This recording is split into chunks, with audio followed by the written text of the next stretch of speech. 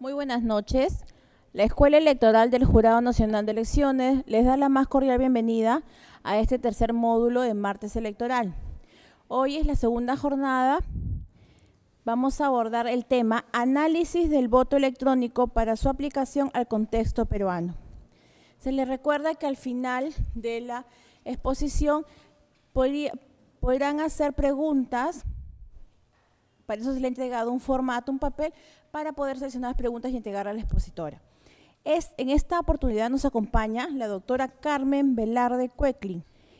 Ella es abogada por la Universidad de Lima, con estudios de maestría en Derecho Empresarial por la Universidad de Lima y en Gerencia Social por la Pontificia Universidad Católica del Perú. Ha sido gerente de Restitución de Identidad y Apoyo Social de RENIEC y actualmente es gerente de oficinas desconcentradas de OPSITEL. Ha sido docente de la Academia de la Magistratura, además ha desempeñado la docencia en las escuelas de posgrado de la Universidad de Lima, Universidad Peruana de Ciencias Aplicadas y la Universidad Nacional Mayor de San Marcos. Tiene amplia experiencia sobre el tema.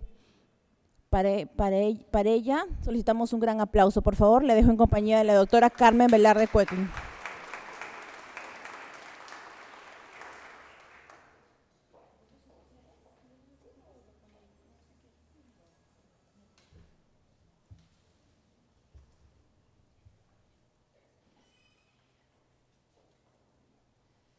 Buenas noches, muchas gracias a todos los asistentes, porque el día de hoy vamos a compartir un tema bastante interesante y diría yo novedoso, que es el tema del voto electrónico. Agradezco a la Escuela Electoral por la gentil invitación y vamos a ir respondiendo poco a poco los puntos que ellos nos han planteado para esta exposición. Como ha dicho nuestra amiga Valeria, cualquier pregunta la podemos hacer al final. Vamos a empezar comentando algunos temas sobre el análisis del voto electrónico y su aplicación al contexto peruano. Y el primer tema que quiero discutir con ustedes es si el voto electrónico es un tema de gestión o es un tema de democracia. ¿Qué piensan?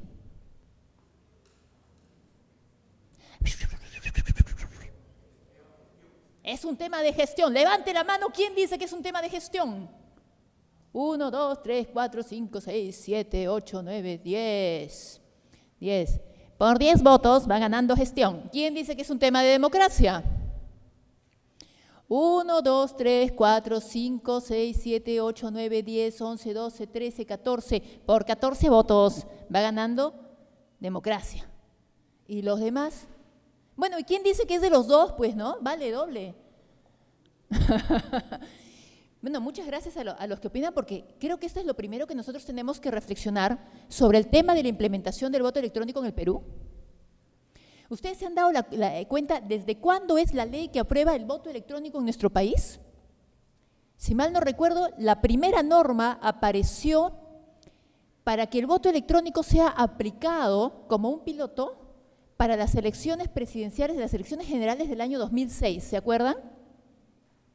Y para las últimas elecciones del 2011 se aprueba también una norma, si mal no recuerdo, que permite el voto electrónico.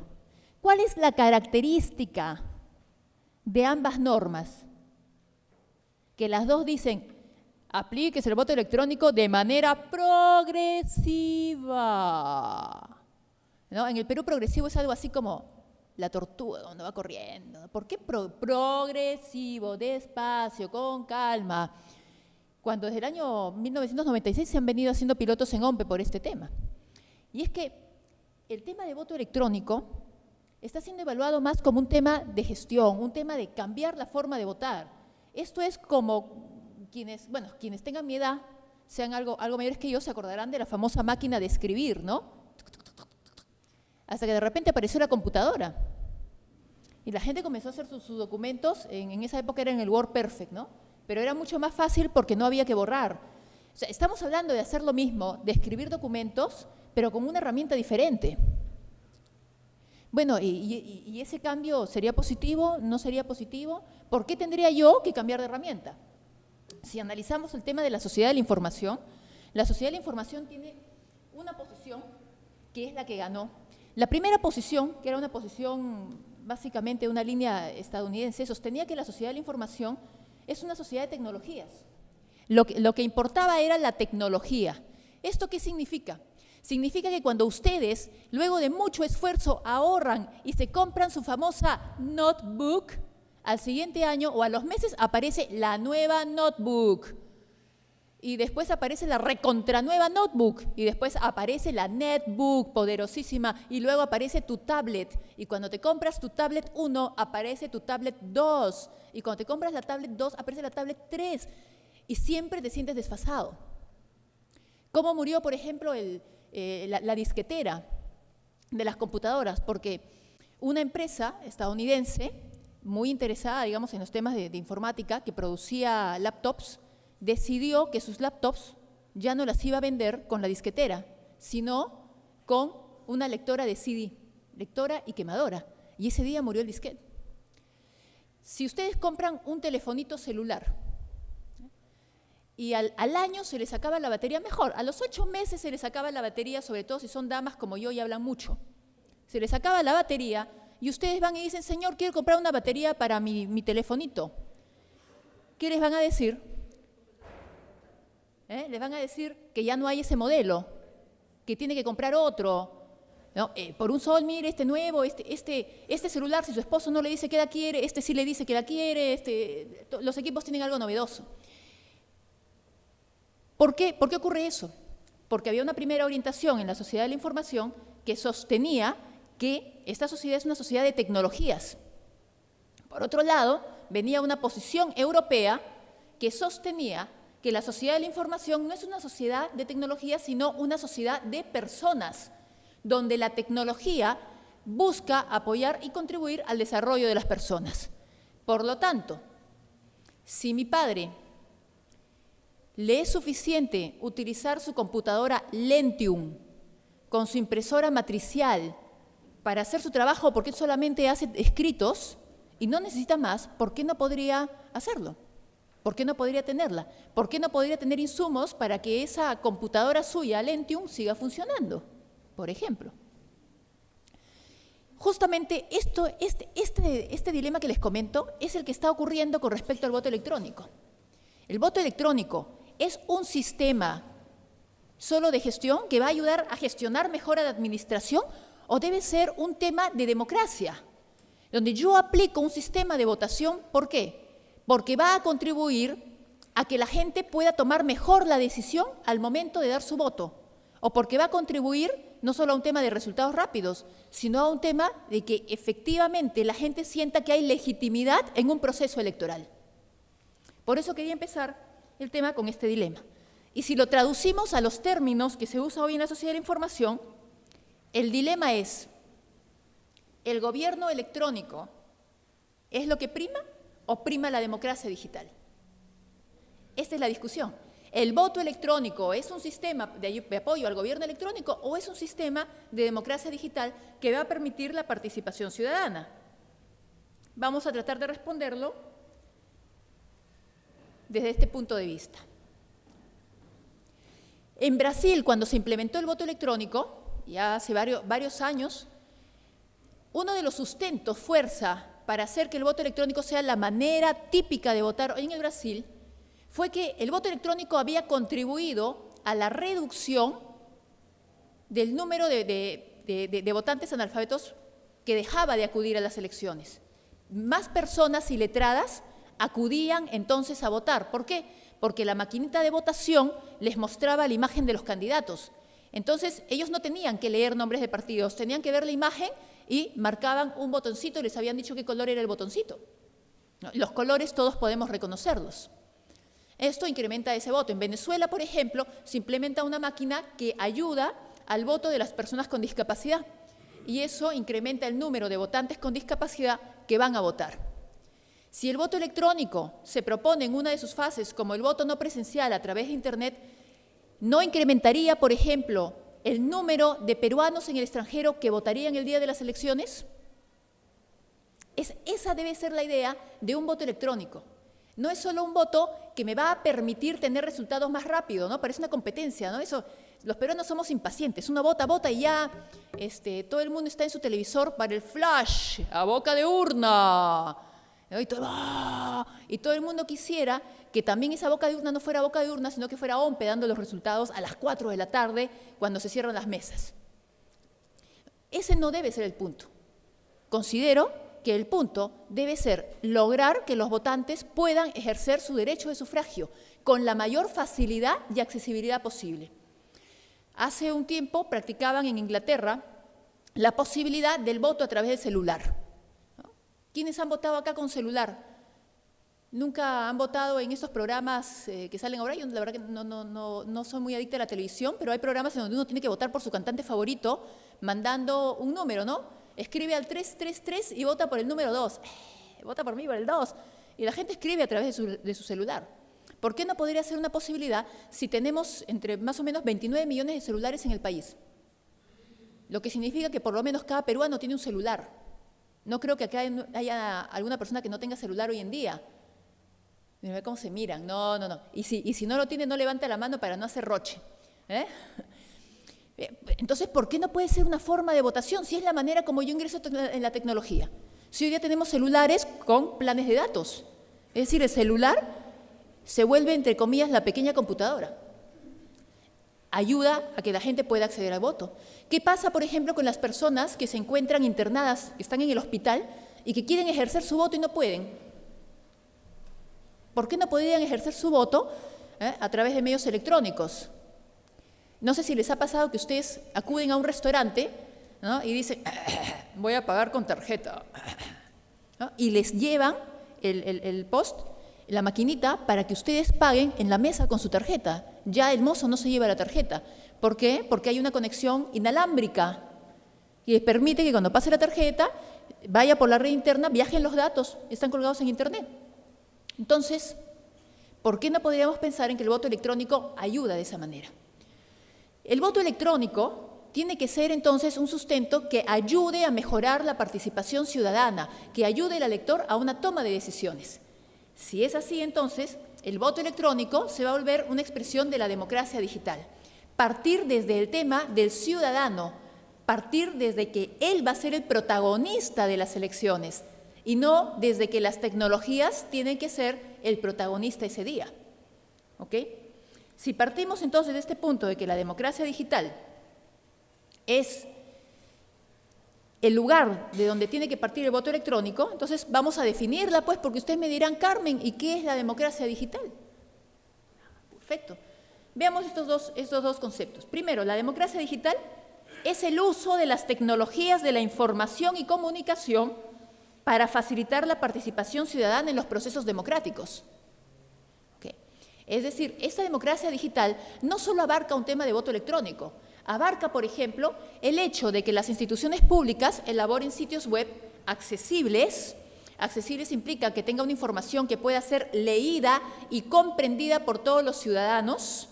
Imagínense que a ustedes les colocan una información en el programa SPSS y ustedes dicen, oye, yo no tengo ese programa, entonces no es suficiente que la información esté colocada en un sitio web si yo no puedo leerla. O me colocan una información con características técnicas que yo, ciudadana sencilla, no las entiendo. Si la información no es comprensible para el ciudadano, entonces es como que no existiera. Dentro de la democracia digital está, por ejemplo, la elaboración de sitios web, está la creación de foros también para los ciudadanos. No sé quiénes hayan visitado el Parlamento Virtual Peruano del Congreso de la República, que coloca, por ejemplo, un proyecto de ley y convoca un foro y los ciudadanos que deseen pueden participar con sus opiniones durante un lapso de tiempo y esas opiniones son llevadas a la comisión para mejorar el proyecto de ley. Es una forma como la ciudadanía a través de las tecnologías se expresa, participa. ¿Ok? ¿Qué más? La democracia digital también puede ser entendida como la creación de relaciones entre los actores sociales, ciudadanía, partidos políticos, el gobierno. Desde el solo hecho que ustedes puedan mandar un correo electrónico a una autoridad o que, por ejemplo, yo solicite una cita con un funcionario y que a través del sitio web de la institución yo pueda corroborar mi cita. Claro, quienes ven el tema de gobierno electrónico dirán, ay, esos son servicios al ciudadano, ¿no? Es decir, medios digitales para que el Estado cumpla sus labores con el ciudadano. Pero a lo que vamos es que lo que está permitiendo es la participación de los ciudadanos. Y los ciudadanos tienen interés en participar en los temas, ¿no? Los ciudadanos se preocupan de temas, desde el solo hecho que leamos periódicos o que nos paremos en la esquina mirando el kiosco y viendo los titulares, significa que los ciudadanos tenemos interés de participar.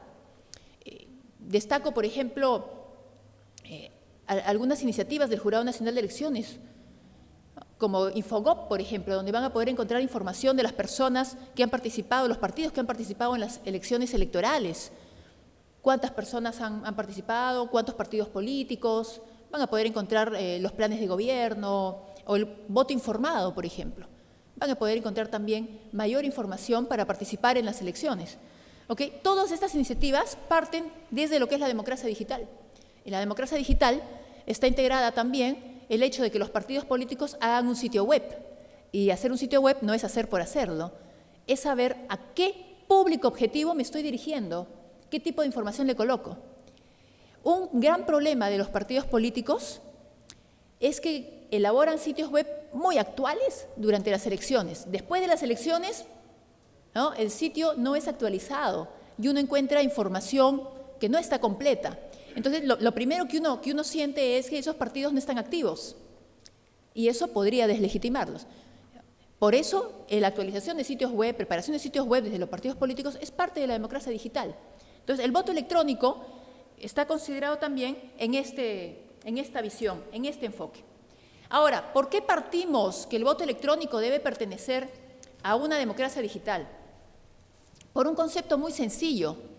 El ciudadano de hoy es hoy un ciudadano electrónico, es un ciudadano digital. Y los jóvenes que están naciendo hoy, los jóvenes que recién van a cumplir 18 años y que pronto van a votar, son nativos digitales. Son personas que están acostumbradas a vivir en la red, que viven la experiencia de la red. No sé, yo por ejemplo tengo mi celular y mando un mensaje, ¿no? Entonces ustedes me ven así, despacito, ¿no? De repente yo veo un joven y mandó el mensaje. Lo que a mí me demora 5 minutos, el joven lo escribe en 20 segundos. Y tiene esa experiencia de interactuar con la red.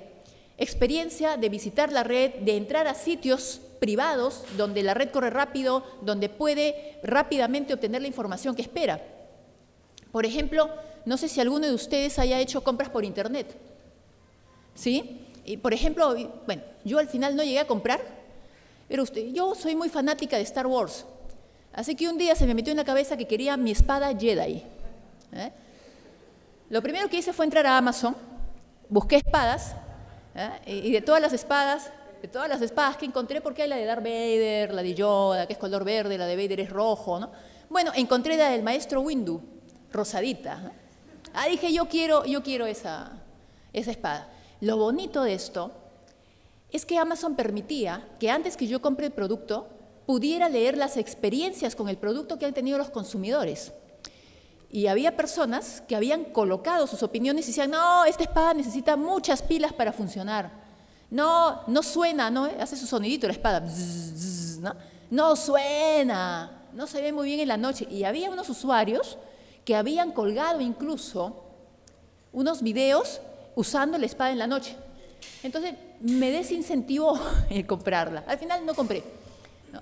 Pero, ¿a qué vamos con esa experiencia? Que hoy en día estamos viviendo en un ambiente de web 2.0, donde todos nosotros somos creadores de información.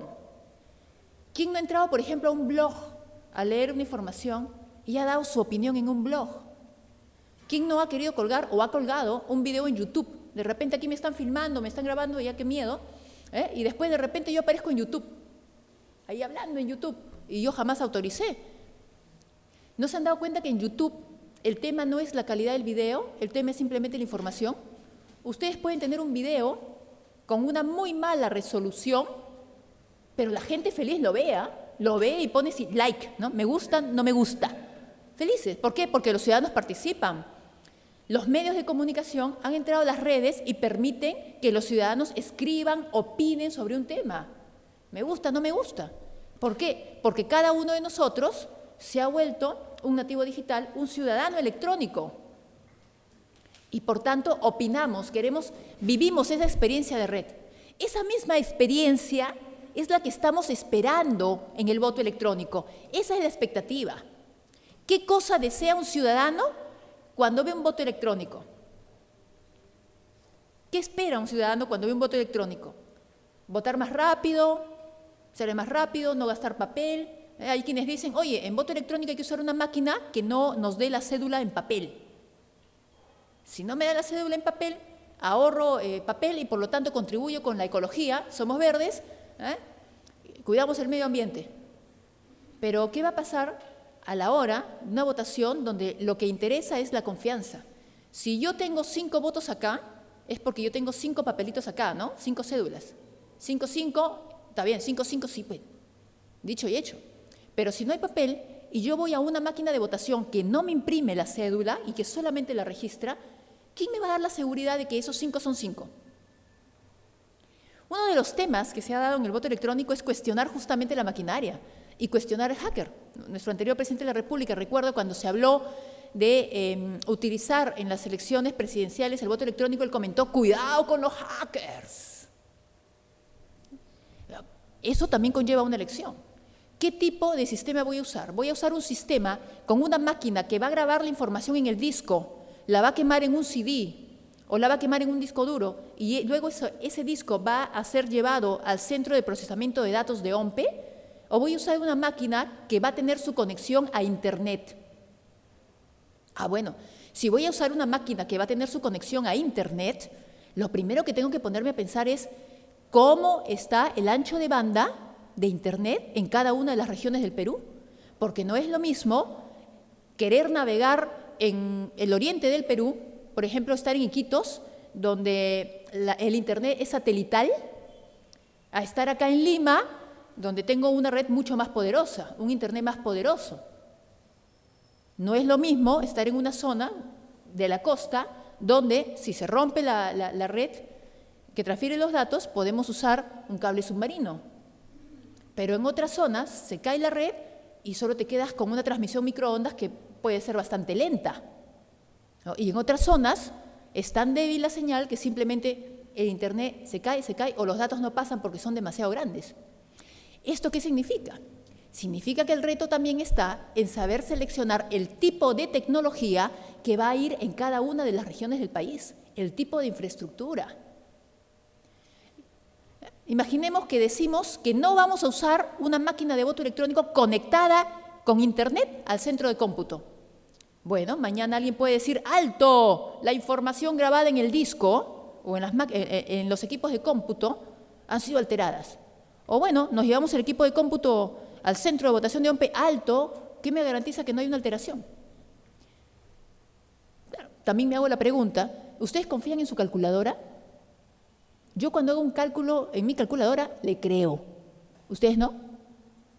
¿Y por qué no tendría que creerle a la máquina de votación electrónica? ¿Por qué? Porque en el tema del voto electrónico hay un interés mucho más importante, que es el respeto a mi decisión, el respeto a mi voto. Eso es lo que está más allá. Por eso es que les decía, no debe ser, es un tema de gestión y democracia, pero debe ser más un tema de democracia el voto electrónico.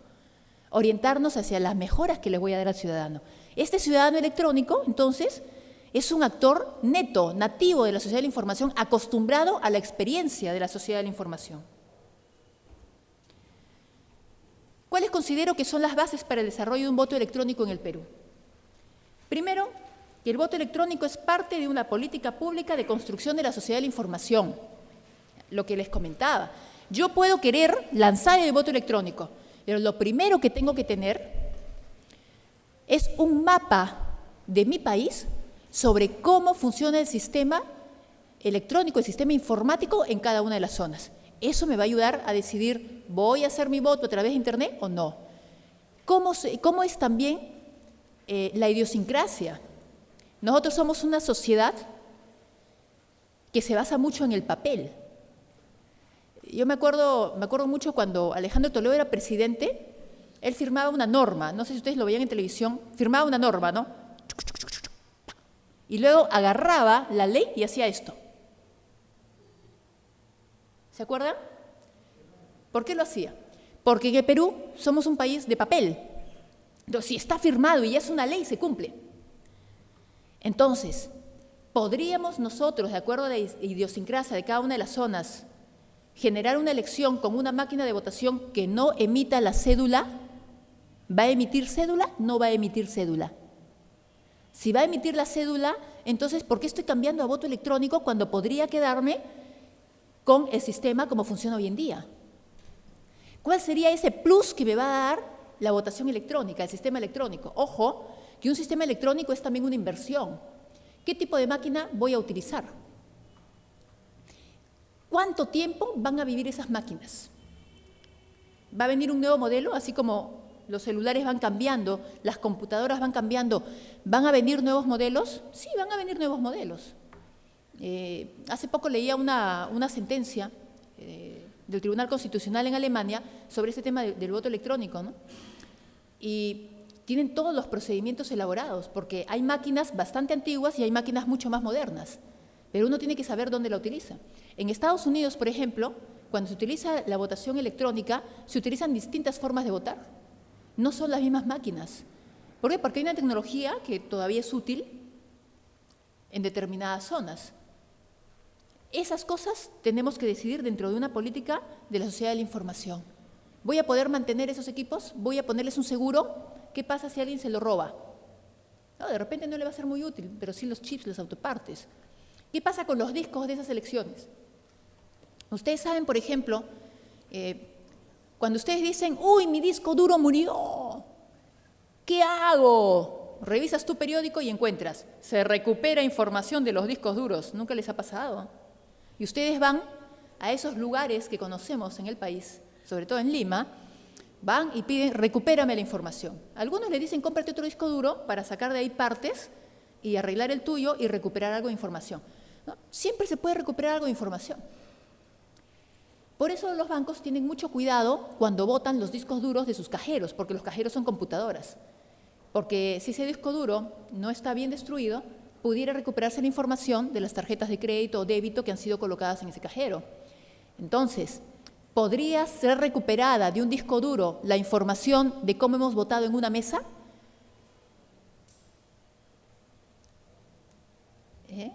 Habría que evaluar eso. ¿Cómo se van a destruir los discos duros? ¿Cómo se van a cuidar estas máquinas de votación? Aunque luego yo diga que borre la información. ¿Pudiera haber algún peligro de esa información borrada que finalmente subsista en el disco y que choque con la información actual? Hay que evaluar. Les voy a poner seguro. Esas máquinas de voto electrónico, ¿cada cuánto tiempo van a ser usadas? Cada elección, o sea, cada 3 años, cada 5 años, y los demás años las tengo guardadas, sigo pagando el seguro, incrementa más el presupuesto del Estado. Todas esas cosas son las que hay que ir analizando dentro de esta política de construcción de la sociedad de la información. ¿Qué más? El voto electrónico debe responder a un principio de inclusión social, que todos los ciudadanos, sin excepción, podamos votar. Si el día de hoy todos accedemos a la votación tal cual es, el voto electrónico tiene que garantizarnos que podemos votar con ese tipo de máquina, que la máquina no va a ser más difícil mi manera de entender el voto. Algunos señalan que algo interesante es la pantalla, porque mientras yo tengo una cédula donde se presentan muchos candidatos y tengo que ir con mi lupa, ¿no? En la mesa, en la cámara secreta deberían poner una lupa, ¿no? Y uno mira así a ver dónde está el candidato. Dice, no, tú con tu pantalla touch screen, ¿ah? Puedes agrandar, puedes mirar así como se hacen las tablets y puedes saber por quién vas a votar. Puede ser una posibilidad. La idea es que debemos lograr que todas las personas voten, así como Venezuela ha permitido una máquina que incrementa el voto de personas con discapacidad, o Brasil también tiene una máquina que ha logrado incrementar el voto de las personas iletradas. ¿Qué más? Debemos respetar el principio de neutralidad tecnológica. Ojo, el principio de neutralidad tecnológica en la sociedad de la información implica que un país no debe cerrarse al ingreso de nuevas tecnologías.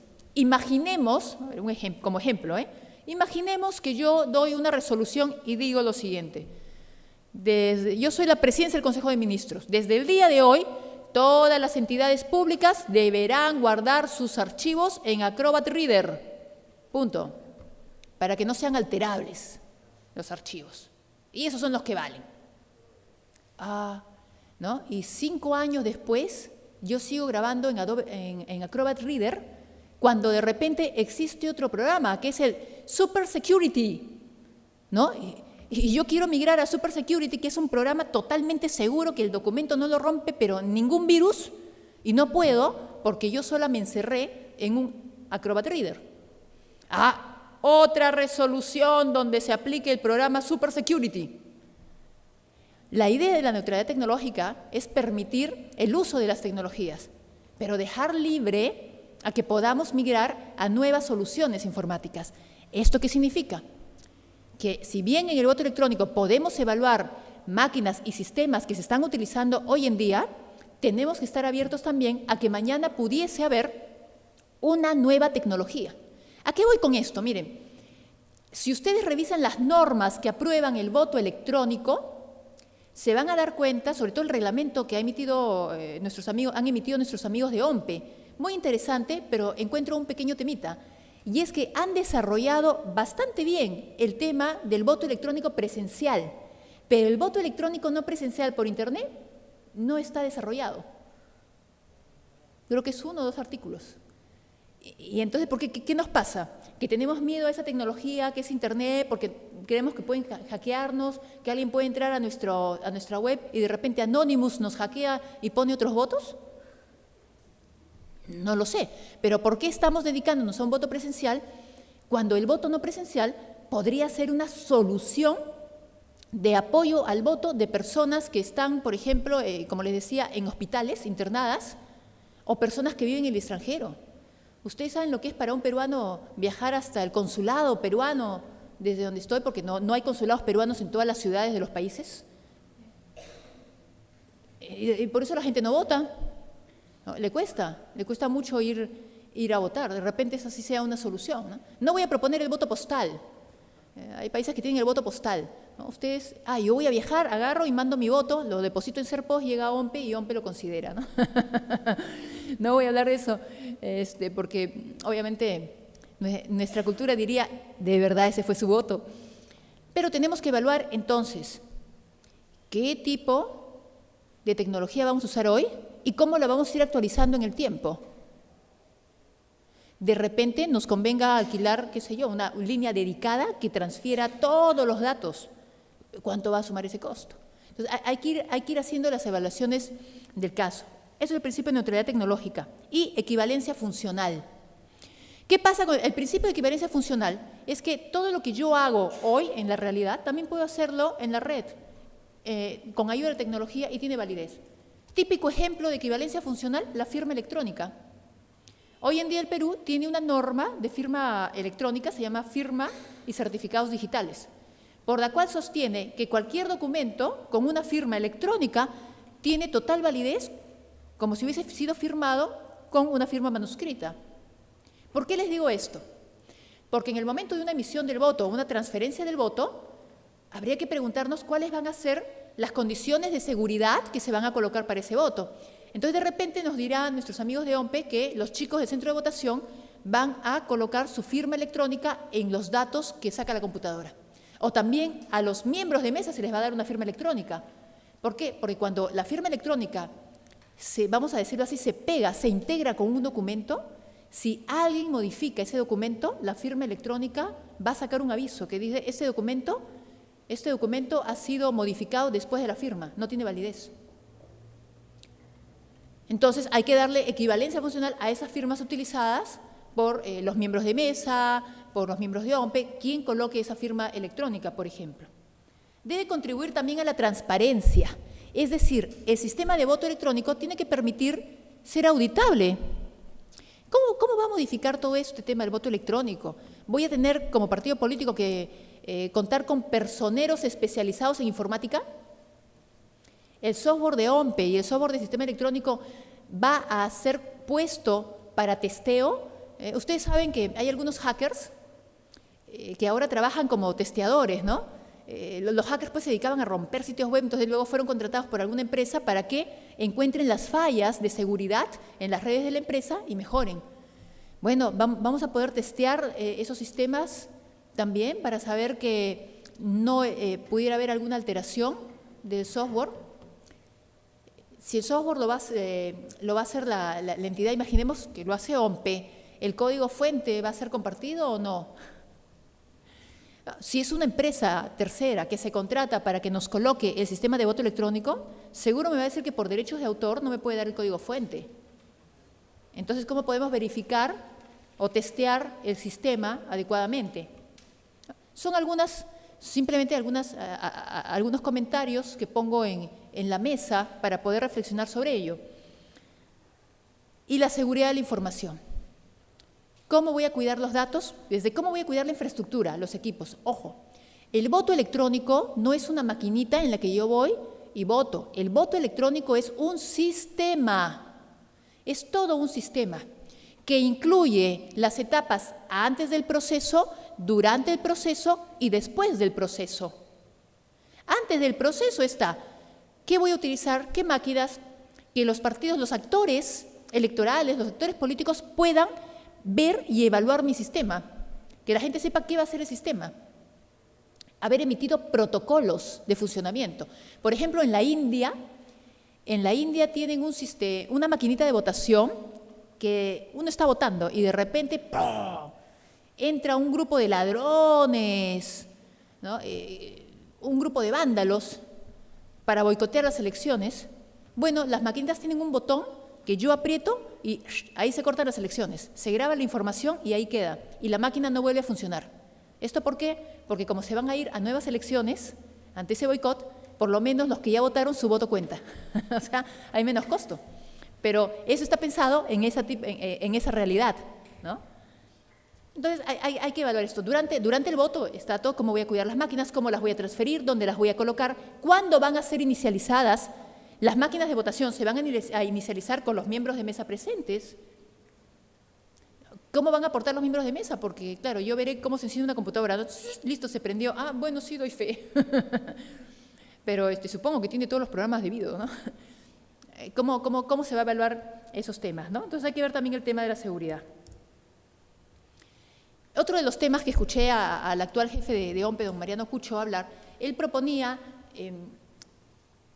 que OMPE comience a certificarse con un sistema de gestión de la calidad, en este caso el sistema ISO, un sistema de normas estándar, creo que era la ISO 9001.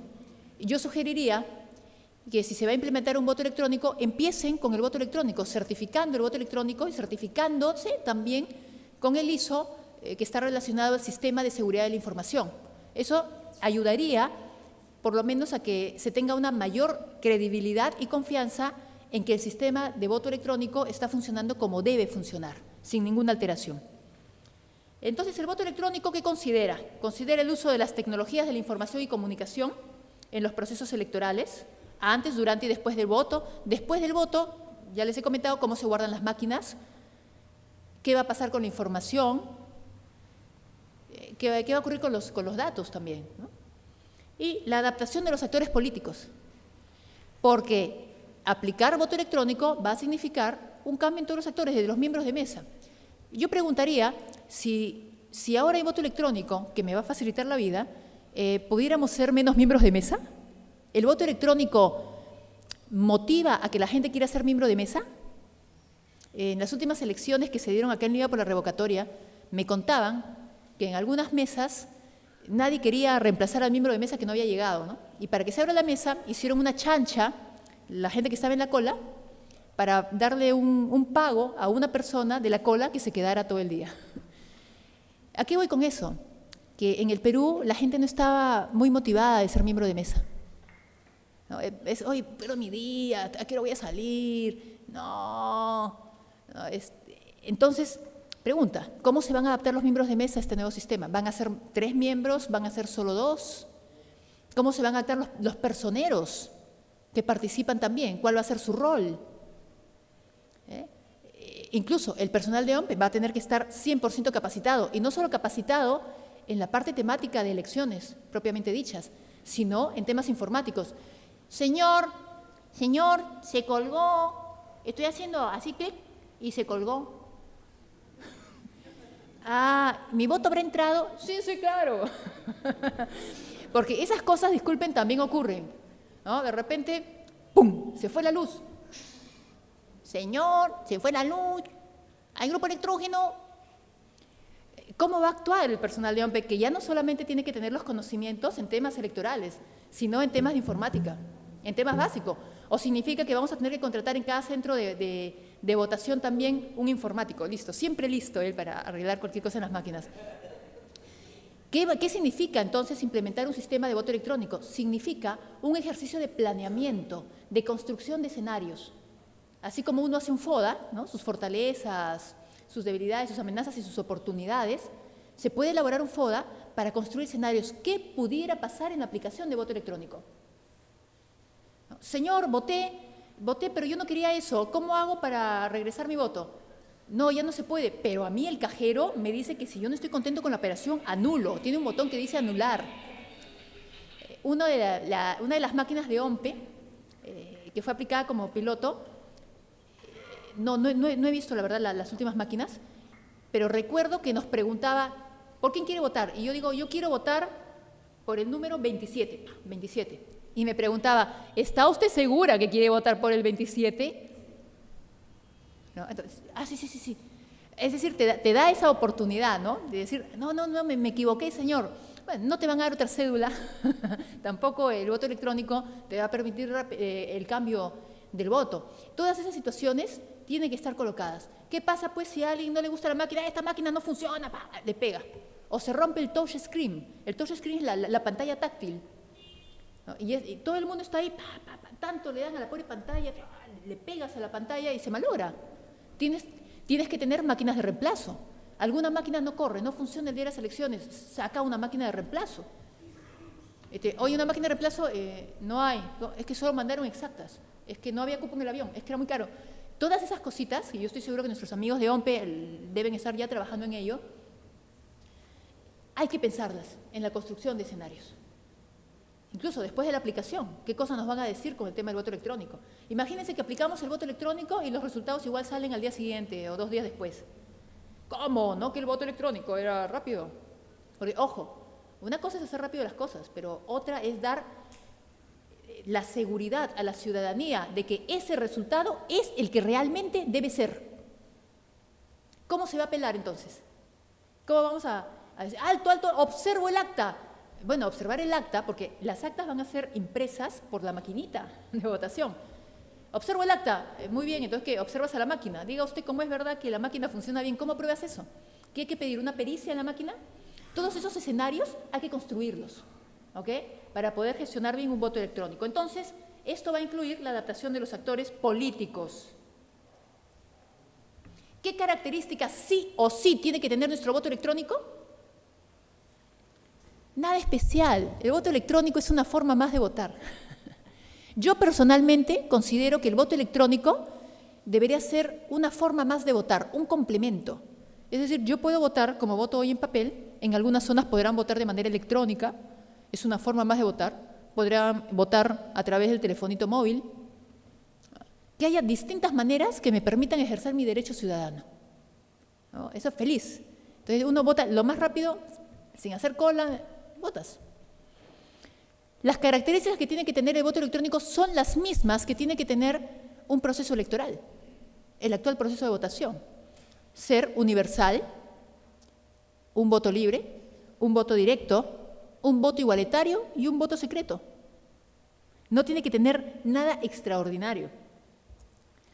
¿Qué implica universal? Que todos nosotros votamos. Todas las personas deben poder emitir su voto.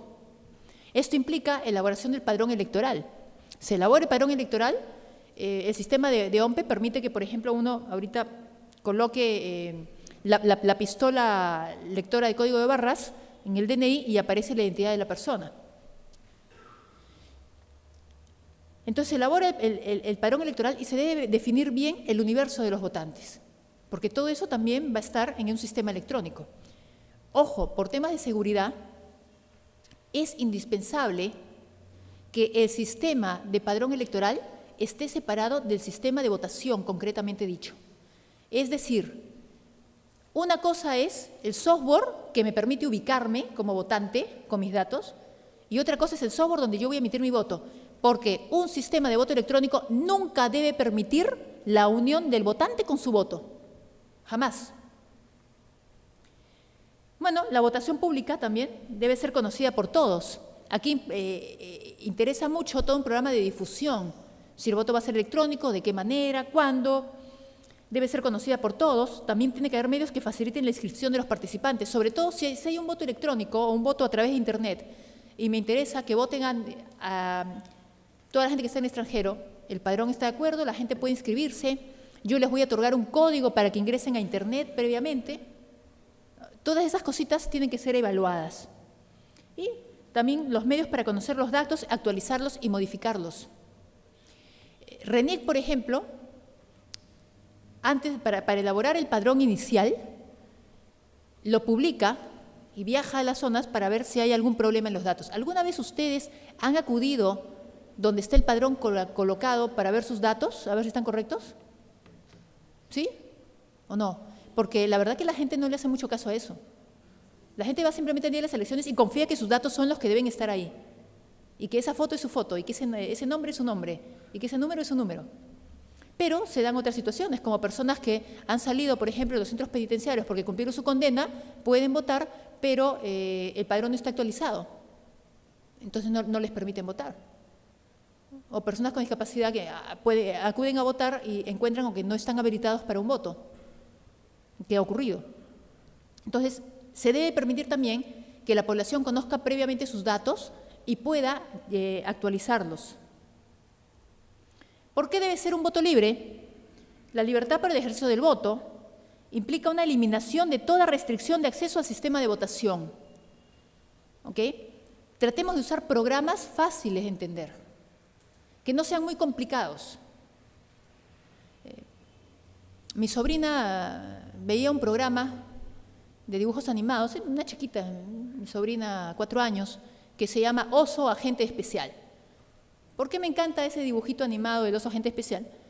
Oso Agente Especial es un muñequito que le encargan una misión para ayudar a un niño, por ejemplo, ¿no? Cómo enseñarle al niño a hacerse el nudo de las zapatillas. Y entonces él le enseña en 3 pasos y al final termina todo diciendo 3 pasos son, ¿no? 1, toma los pasadores, 2, entrelázalos, 3, haz esta formita, listo. Se anuda todo, 3 pasos son. Bueno, igual tienen que ser los sistemas de sencillos, 3 pasos son. La gente no le debe ser complicado, debe colocarse en el sistema y entender cómo funciona el sistema. Esos sistemas que te dicen, por favor, ponga su número de DNI, ahora ponga su huella, ahora ponga el iris de su ojo para saber que es usted, muy bien. Ahora vea usted la cédula, ahora marque el grupo que usted prefiera, ahora está usted seguro, ahora para salir del sistema marque 2 veces clic, qué sé yo. El sistema no debe ser muy complicado, ¿ok?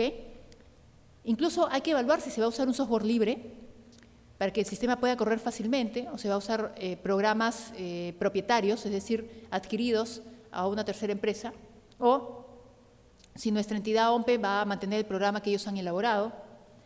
Debe haber accesibilidad al voto también, les decía, para personas con discapacidad, adultos mayores, personas iletradas, todos los grupos sociales, ¿no? La inclusión social. Y también libertad para la orientación del voto. Ojo, el sistema de voto electrónico en ningún momento debe orientar a la gente sobre por quién debe votar. Se debe evitar que el sistema no vaya a colocar a los partidos por quién va ganando o quién tiene menos votos. En eso hay que tener cuidado. El sistema solo debe mostrar lo que debe mostrar, la cédula, pero no debe orientar al voto en ningún momento. La libertad de información, la libertad implica libertad de información, qué va a pasar antes, durante y después del proceso del ejercicio del voto, conocer el funcionamiento del sistema, las opciones, la metodología, a quién puede pedir apoyo si hay algún problema, permitir también realizar las consultas necesarias a los votantes. Sería interesante que antes de las elecciones, si se va a usar voto electrónico, haya, por ejemplo, un foro o haya preguntas y respuestas en el foro, ¿no? O un chat, alguien escribe, estimados funcionarios, ¿qué tal? ¿Cómo funciona? ¿Dónde puedo yo probar el sistema previamente? Puede también colocarse entonces este foro de discusión que les comentaba. Se va a auditar el software, que ya les había dicho, dentro de la libertad se va a auditar el software, se va a usar software libre, software propietario. El sistema debe funcionar en cualquier plataforma. Por ejemplo, si yo decido elaborar un voto no presencial, donde la gente va a votar ingresando a la red, mi votante tiene que poder votar desde un Internet Explorer, desde un Netscape, desde un Mozilla Firefox, desde el Opera, desde distintos navegadores. ¿Por qué? Porque hay por ejemplo, sitios web, y ocurre en las entidades del Estado, que funcionan solo con 2 navegadores.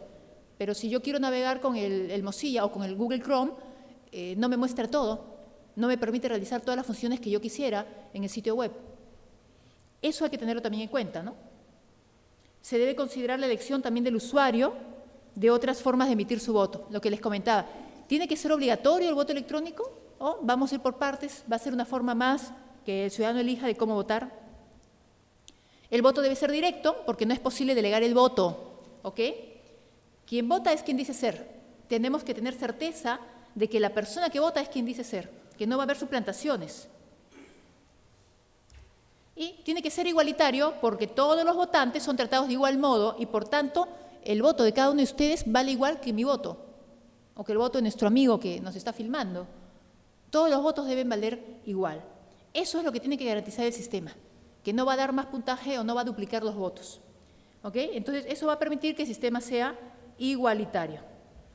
Y finalmente secreto.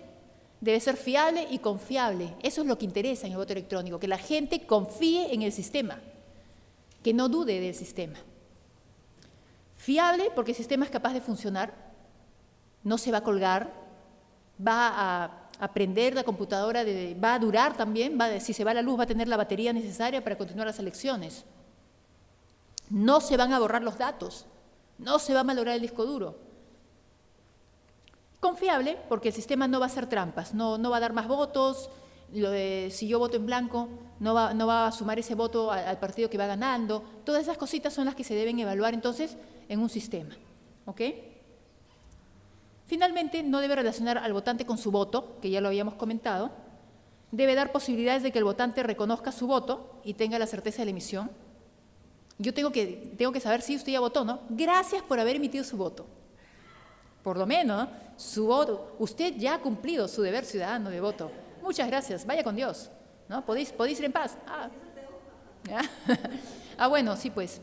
O incluso usted ya cumplió con ser miembro de mesa, ¿no?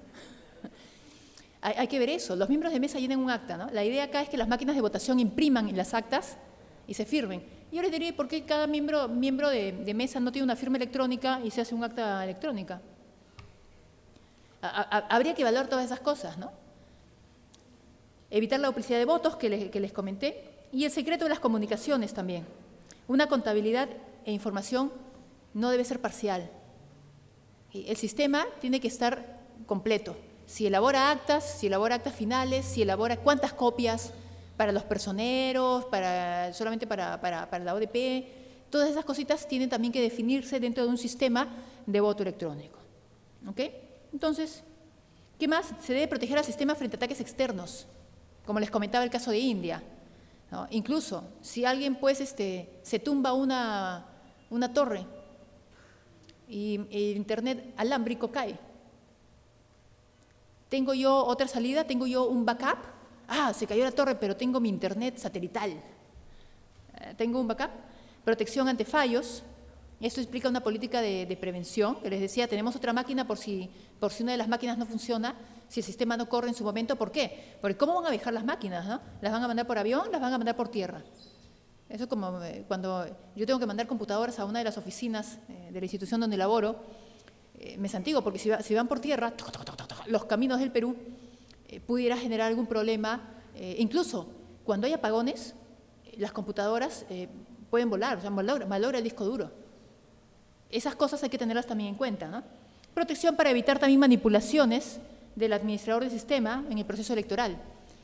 ¿La persona a cargo de estas máquinas de recuperar información va a recuperar información en cualquier momento o solo después de haber cerrado el sistema? ¿Quién me garantiza eso? Y verificar también el sistema, el código fuente, el acceso a los registros de funcionamiento, los certificados de autenticidad. ¿Cómo sé que ese sistema funciona como debe funcionar? ¿Quién certifica? Van a venir los sistemas, el sistema de votación electrónica. ¿Quién lo ha certificado de que es el adecuado. Por eso yo sugería el tema de entrar también acá a las normas ISO, a un sistema de gestión de calidad. Por lo menos un tercero me va a dar un certificado de que mi procedimiento funciona bien, ¿no? Y que contribuye a que los votantes puedan emitir su voto con total tranquilidad. Y bien, esas son algunas de las pautas que quería yo compartir con ustedes y quedo a las terribles preguntas que deseen hacer después de esta pequeña exposición. Muchas gracias.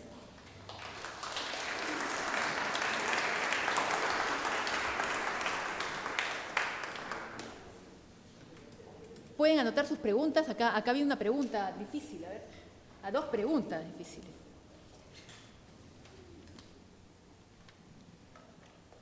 A ver, ¿hay alguna forma de que el voto del ciudadano no se pueda recuperar?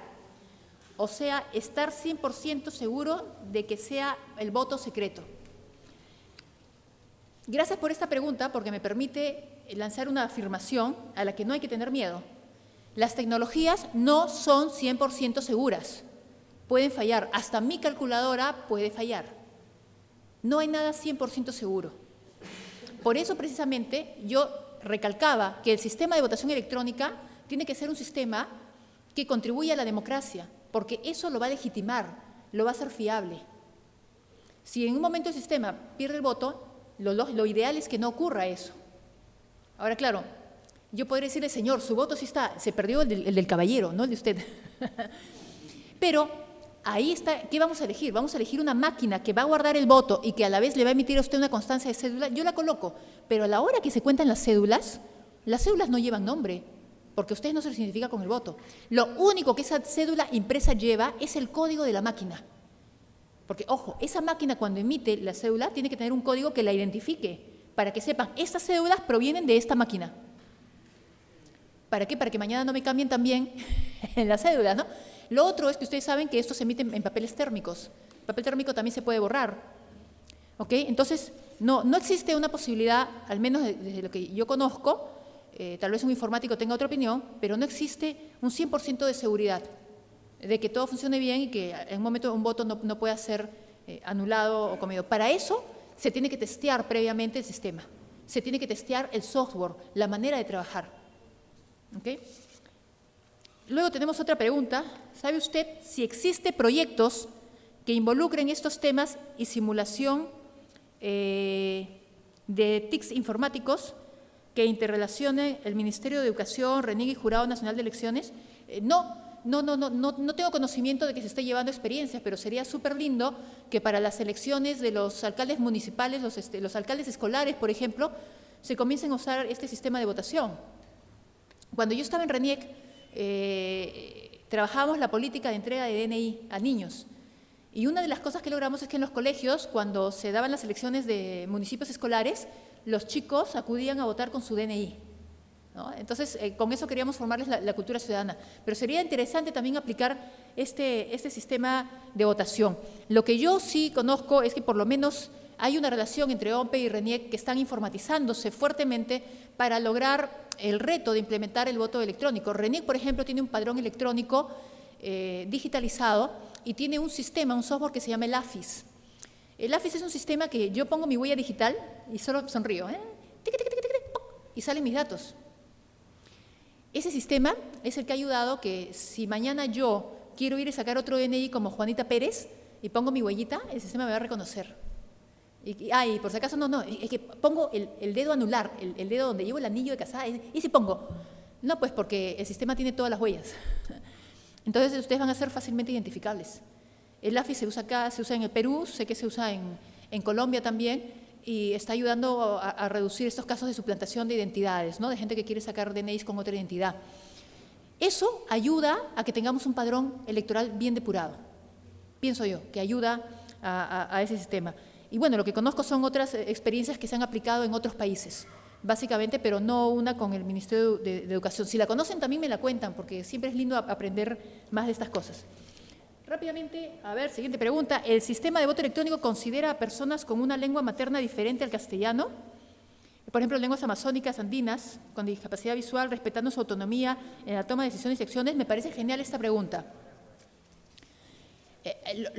Lo primero que tendríamos que evaluar, si vamos a usar otros dialectos, porque yo creo que sería equitativo, que el sistema no solamente muestre la información en el castellano que utilizamos generalmente, sino en las lenguas amazónicas o andinas.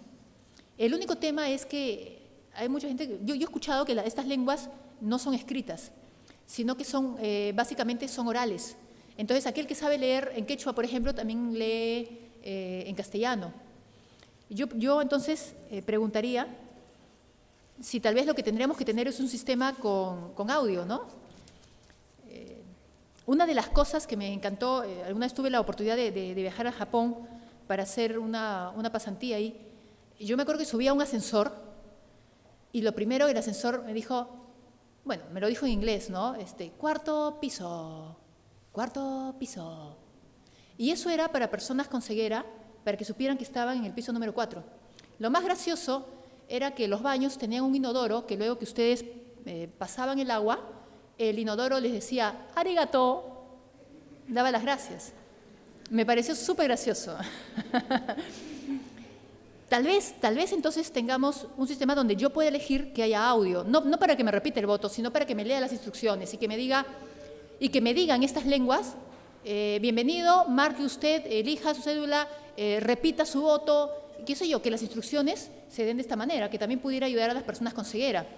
Sé que OMPE tiene ahorita plantillas en braille que se colocan sobre la cédula para que la persona lea el braille y pueda emitir su voto de manera autónoma. El tema es cuántas personas con ceguera o con muy baja visión saben braille. Sobre todo para las personas que han adquirido la ceguera ya mayores, es muy difícil aprender braille. Tal vez sea buena una opción en audio, ¿no? Y una opción también para estas lenguas. Y si no, también elegir, así como hay inglés, español en los sitios web. En Bélgica, por ejemplo, una cosa que me sorprendió en Bruselas es que el nombre de todas las calles estaba en francés y en el neerlandés, ¿no? Es muy parecido al alemán. ¿Por qué no podríamos tener también estas opciones en el sistema de votación, ¿no? Si estamos en una democracia digital, primero tendríamos que enseñar a los iletrados con una educación digital para disminuir los omisos y las multas. Sí, cierto, pero a mí me parece súper gracioso, por ejemplo, visitar Huancavelica y algunas cosas graciosas es ver a una señora con su pollera y de repente tiene su... y habla, ¿no?, por su celular. Ahorita, por ejemplo, si ustedes saben que se ha aprobado una ley para la generación del dinero digital, ¿no?, lo que llaman la banca móvil. ¿Qué ocurre? Que en otros países el dinero digital ha ayudado a la bancarización. Entonces, ustedes hacen pagos a través de su celular y transmite por Bluetooth a otro celular. Yo pago así el taxi. Eso ha hecho que la gente comience a ahorrar. Digamos, es un programa social. Entonces, esa, por ejemplo, va a ser una manera como la gente está entrando a la sociedad de la información. Una persona podrá ser iletrada, pero comienza a entender la manera como el sistema funciona. Ahora, las personas iletradas tienen una memoria fotográfica. Si nosotros vamos a trabajar en una votación electrónica con imágenes, como se hace en Brasil, por ejemplo, va a ser mucho más fácil que ellos puedan votar. Entonces, por eso yo decía que el voto electrónico tiene que estar inmerso en una política de sociedad de la información.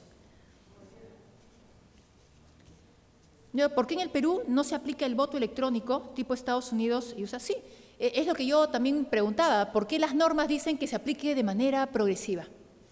Precisamente porque lo primero que hay que vencer es la desconfianza en este sistema de voto electrónico. Yo sostengo que uno de los grandes problemas del Perú es la falta de capital social.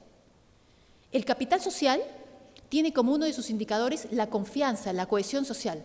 Por ejemplo, yo confío en el caballero y el caballero confía en mí. Si yo le digo al caballero, amigo, a las 9 de la noche estoy en el parque, en la esquina, en esa esquina, no te preocupes, él tiene que tener la seguridad que yo voy a ir a la cita y voy a estar ahí.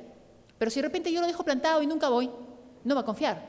Bueno, en el Perú, el Latinobarómetro presenta encuestas donde la gente, prácticamente más del 90% de la población peruana, no confía ni en su vecino. Claro, y como nadie confía en temas no hay capital social porque yo no confío en el otro, se generan todos los problemas que tenemos, ¿no? Por ejemplo, como yo no tengo confianza en la gente porque no siento que la gente haga bien las cosas, entonces no confío en los funcionarios públicos. Como no confío en los funcionarios públicos, considero que todos son corruptos. Como considero que todos son corruptos, que Contraloría los investigue. Entonces los funcionarios públicos a veces no podemos ni dar un paso porque todos nos están mirando con una lupa, ¿no?, observando qué hacemos, porque hay desconfianza. como hay desconfianza, yo no confío en nadie, entonces yo coloco rejas. Entonces contrato a alguien para que trabaje de vigilante, aunque sea de disuasivo, ¿no? Una persona que dice, le cuido su carro, señorita. Bueno, la verdad que si algo le pasa a carro, él no tiene un seguro para responsabilizarse por el servicio que me dio. Pero ya, bueno, cuídalo. Y muchas veces la gente le dice, cuídalo para que tú no me lo rayes. Son temas de desconfianza. Entonces, ¿por qué no se aplica? Porque lo primero que tenemos que empezar a construir es capital social, confiar en los demás, confiar en lo que hacemos, confiar en que nadie va a estar mintiendo ni alterando las elecciones para ganar el poder. Don Guillermo Tomberry, él fue expresidente de OCIPTEL, él me comentaba, él hizo una pasantía en Japón justamente sobre estos temas de votación y democracia, y él me comentaba que acudió a unas elecciones y que en esas elecciones la gente, ¿cómo era la cédula de votación? Era un papel así, en blanco, y yo ponía, yo voto por Perico de los Palotes, y depositaba mi voto. Y eso era, Perico de los Palotes. ¿Por qué? Porque hay confianza. Hay confianza de que nadie va a modificar el voto. Entonces, ahorras los costos de la cédula, ¿no? Nos ahorramos un montón de costos. Pero aquí nosotros invertimos más, gastamos más por los temas de inseguridad. Bueno, en otros países el voto electrónico no ha progresado casi nada. En el Perú la ciudadanía exige, al momento de contar, las personas deberían contar físicamente, no debe ser digital, solo por una persona. Bueno, sí. Yo creo que en otros países sí se aplica el voto electrónico y es obligatorio, se aplica también en otros países europeos. Algunos también piensan ya en eliminarlo, porque la pregunta es cuál es el beneficio, ¿no? Sí, no sé si lo ha hecho Bélgica, no sé si está entre esos países, me parece que está, yo sabía que estaba con esa decisión, no sé si ya lo ha hecho, pero algunos también lo han eliminado. Imagínense un observador electoral, ¿ya? Vino un observador electoral extranjero, muy bien, ahora va a dar fe usted de que los resultados son los que dicen ser de acuerdo al voto electrónico. Entonces todos los observadores se ponen y yo aprieto un botón y ¡pum!, aparecen los resultados. ¿De qué da fe el observador? Solo da fe de que unos datos aparecieron en una pantalla, pero da fe de cómo el sistema procesó los votos. Claro, en nuestro actual sistema de papelito sí puede dar fe porque hay un conteo de votos. Precisamente eso es lo que debe evaluar, eso es lo que se debe evaluar. El tema no es tener voto electrónico porque está de moda, no es tener voto electrónico porque tenemos la sociedad de la información. El tema es evaluar cuándo es el momento. Por eso la norma dice de manera progresiva, porque tenemos que saber que es el momento de aplicar ese voto electrónico. Si a mí me sigue dando más seguridad el conteo en papel, donde miran los personeros, y los personeros, incluso yo he sido miembro de mesa, y el personero me dice, muestre el voto, entonces yo también hacía así. Y tienen todo el derecho, muestre el voto, y tiene el derecho. Sobre todo las personas que a veces votan y la intersección de la X está pues cerca de la esquina, no, y comienza una disputa, ¿no? Entonces muestre el voto e incluso a veces tienes que darle el voto y pasarlo pues, a los personeros para que certifiquen. Es su labor, porque están en una competencia. ¿Cuánto se invierte en una competencia electoral? Se invierte bastante, ¿no? Entonces, y muchas veces también observan por eso. ¿Cómo vas a observar? Y eso es lo que les decía, ¿cómo vas a observar actas? ¿Qué observas? ¿Qué vas a decir? ¿Que el sistema no funcionó bien? ¿Que el sistema hace trampa? ¿No? Entonces, efectivamente, todo eso conlleva a la evaluación. El voto electrónico no presencial es también un voto directo. Todo voto es directo, sí. Yo creo que el voto electrónico no presencial, aunque sea por internet, es un voto directo, porque es una emisión de mi opinión, que finalmente va a llegar al sistema de votación, al centro de cómputo, y va a ser validado.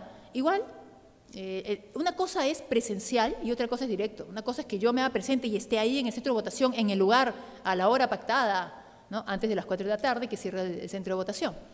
Pero directo es porque yo lo emito. Y eso es otra cosa que hay que certificar en un voto no presencial a través de Internet. ¿Okay? De que la persona que está votando es quien dice ser y es el ciudadano. No hay de que, aló, mami, vota por mí, pues te doy mi clave. Porque aquí las claves son secretas, desde la clave de la computadora, ¿no? Pero muchas veces se la dan a la secretaria, ¿no? A veces hasta uno se olvida la clave del cajero, se la da a su hijito, a su pareja. Ay, ¿cómo era mi clave, no? Qué flojera grabarme la clave. Esas son cosas que hay que tener con seguridad. Por eso RENIEC sé que ya estaba lanzando lo que es el DNI electrónico. Me parece que para los jóvenes de 18 años ellos van a poder obtener el DNI electrónico, porque el DNI electrónico trae un chip que trae la firma electrónica. Entonces, cuando yo vote, yo voy a colocar eso y voy a colocar una clave, o de repente mi lectora va a ser la huella digital para que sepan que soy yo quien vota, como se hace ahora en las notarías, en contacto con RENIEC, ¿no? ¿Cómo proteger el código fuente? Bueno, ojo, el código fuente está protegido por las leyes de derecho de autor. Todo programa de computación, todo software está protegido por derechos de autor. Ya, el código fuente es lo que más debe estar protegido para que la gente no sepa cómo se elabora un programa. Esa es una de las discusiones que se ha dado cuando se refiere a utilizar software libre. ¿Qué es lo que pasa? En el software libre no significa software gratis. El software libre significa que aquel que ha hecho el programa aprueba que otra persona lo tome y lo modifique como quiera. ¿Ya? Renuncia a sus derechos de autor, de modificación del programa, para que esa persona haga un software mejor y cuando haya hecho un software mejor lo cuelga como software libre y lo comparte. En un software propietario, ustedes van a pagar por el software, pero no van a poder modificar nada. ¿Okay? La discusión con el software libre era, oye, pero si la gente tiene acceso al código fuente, entonces mi sistema va a ser más vulnerable. ¿No? Entonces, mejor es un software propietario. Pero imagínense, OMPE hace su propio software, es un software propietario, le pertenece a OMPE, va, lo registra en la Oficina de Derechos de Autor, en la ODA, de Indecopy, y sale, pues, ¿quién es el autor? El autor será los informáticos de OMPE que trabajaron, pero quien tendrá los derechos patrimoniales será OMPE. ¿Ok? Entonces, aquí viene el debate, si ese código va a ser dado para testeo o no, o si tiene que ser guardado para evitar cualquier tipo de filtraciones, ¿no? Como les decía, si contratamos una empresa de fuera, no va a dar el código fuente, de hecho. ¿Ya? Esos son temas que también habría que evaluar en la implementación de nuestro voto electrónico. ¿Cuánto se demorará la votación electrónica en una mesa de 200 electores? OMPE, no sé si han visitado la página web de OMPE, muy simpática la parte de la biblioteca, me parece genial, porque tiene todos sus libros en PDF, en digital, y tiene varios libros sobre la historia del voto electrónico, en 2 fases, antes de la ley que aprueba el voto electrónico y después de la ley. Y también tiene un libro sobre ciudadanía digital, digamos, donde están algunas encuestas, algunos pilotos de voto electrónico y las encuestas que han hecho a los votantes.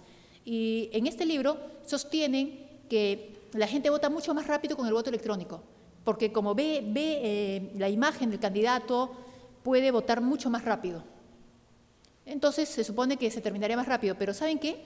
En realidad, el que el voto sea más rápido en una mesa no depende del voto electrónico, depende de a qué hora aparezcan los electores. Cuando yo estuve de miembro de mesa, me tocó un muchacho que era un ingeniero industrial.